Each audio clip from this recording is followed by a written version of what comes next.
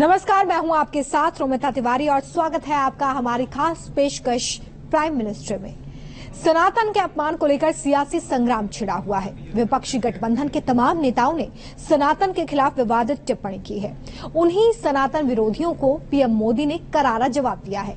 सनातन को लेकर कैसे छिड़ा है सियासी संग्राम और कैसे पीएम मोदी ने दिया इसका जवाब, आप इस रिपोर्ट में देखें। ये इंडी अलायंस की नीति है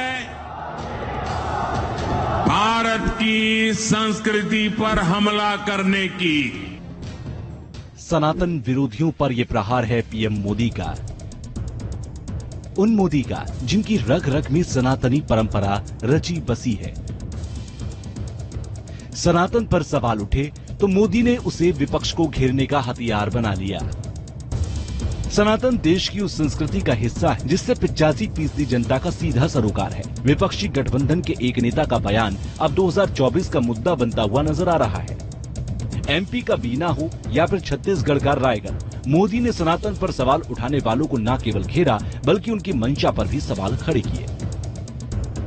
ये इंडी अलायंस की नीति है, एक घमंडिया गठबंधन की नीति है, भारत की संस्कृति पर हमला करने की। इंडी अलायंस का निर्णय है भारतीयों की आस्था पर हमला करो।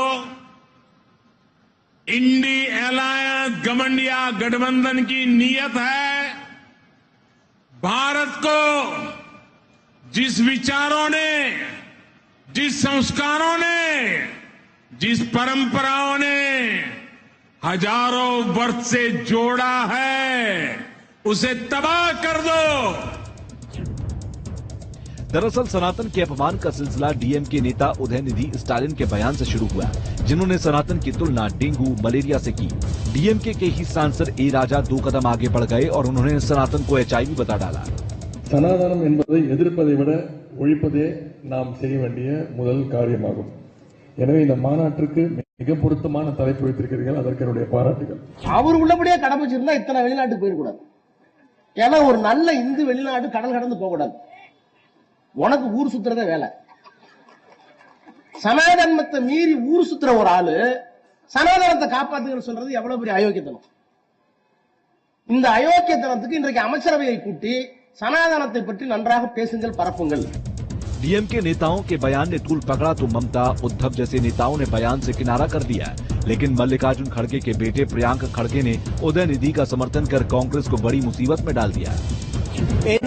Any religion that does not promote equality, any religion that does not ensure that you have the dignity of being a human being is not a religion according to me. Any religion which does not give you equal rights, does not treat you like humans, is not a religion.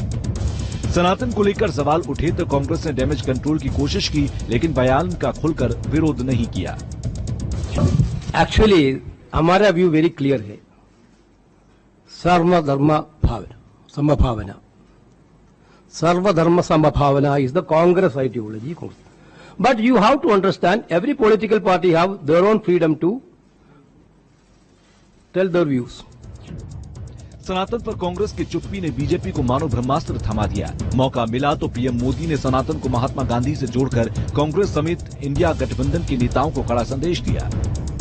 जिस सनातन को गांधी जी ने जीवन पर्यंत माना, जिन भगवान श्री राम ने उनको जीवन भर प्रेरणा दी, उनके आखिरी शब्द बने हे राम, जिस सनातन ने उन्हें अस्पृश्यता के खिलाफ आंदोलन चलाने के लिए प्रेरित किया, ये इंडी गठबंधन के लोग, एक घमंडिया गठबंधन के लोग उस सनातन परंपरा को समाप्त करना चाहते हैं। दरअसल पीएम मोदी अब सनातन विरोधियों पर खुलकर प्रहार कर रहे हैं। लेकिन पार्टी नेताओं को माकूल जवाब देने की हरी झंडी वो पहले ही दे चुके थे।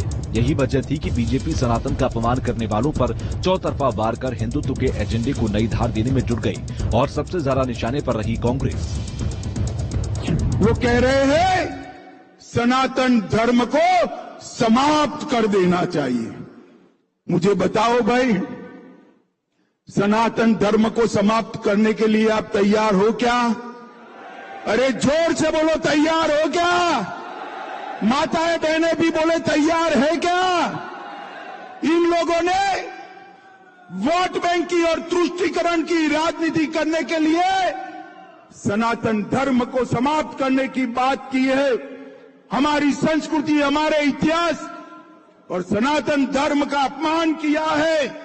लाख कोशिश कर ले सोनिया गांधी, हिंदू धर्म का न कभी बाल बांका हुआ था, न कभी बाल बांका होगा और न कभी हिंदू धर्म मिटेगा।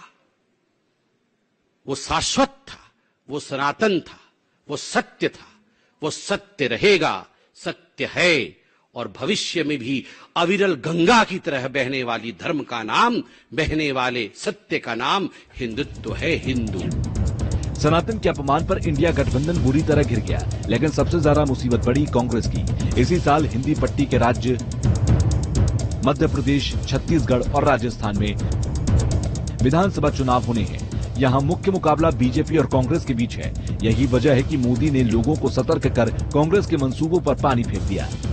इस देश को प्यार करने वाले को, इस देश की मिट्टी को प्यार करने वाले को, इस देश के कोटि कोटि जनों को प्यार करने वालों को, हर किसी को सतर्क रहने की जरूरत है।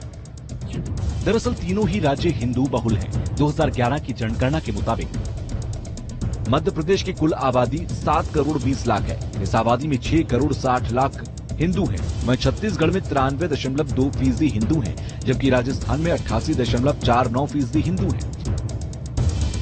यानी साफ है कि सनातन के अपमान का मतलब हिंदू वोट बैंक का बड़ा नुकसान।